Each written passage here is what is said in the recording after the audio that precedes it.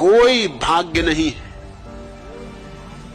भाग्य की विडंबना बहुत हो चुकी। और कौन है जिम्मेवार इसके लिए? जिम्मेवार है तुम्हारा भाग्यवाद।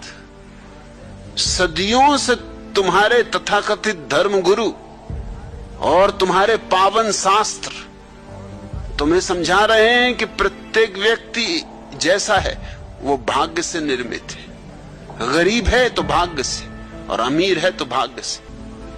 तुम गरीब इसलिए नहीं हो कि तुम्हारे भाग्य में विधाता ने लिख दिया कि तुम गरीब रहो। तुम गरीब इसलिए हो कि तुमने ये भाग्य की धारणा पकड़ ली। और भाग्य की धारणा पकड़ना सुगम मालूम पड़ी, क्योंकि पुरुषार्थ तो करना पड़ता है, श्रम करना होगा, चेष्टा करनी होगी, संघर्ष करना होगा, जूझना पड़ेगा प्रकृति से।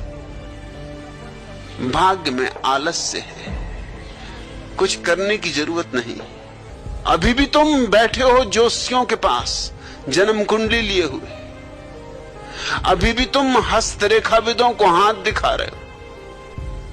ये भाग्यवाद जला डालो, और जहां जहां भाग्यवाद की लकीरें मिलती हो जिन जिन शास्त्रों में, उनको भी खाक कर दो, उनसे छुटकारा कर लो।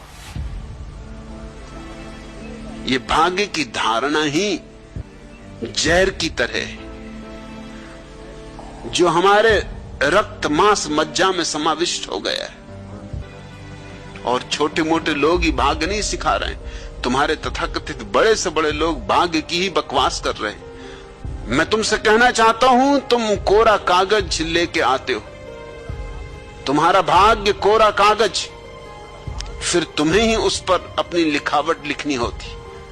फिर जो चाहो लिखो, गालियां लिखनी हो गालियां लिखो, और भजन लिखने हो तो भजन लिखो,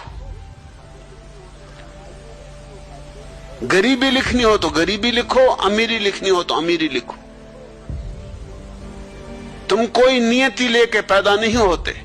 प्रत्येक बच्चा शून्य की तरह पैदा होता है, निराकार से आता है, निराकार आता है, फिर स्वयं को आकार देता है, फिर स्वयं का निर्माता होता है।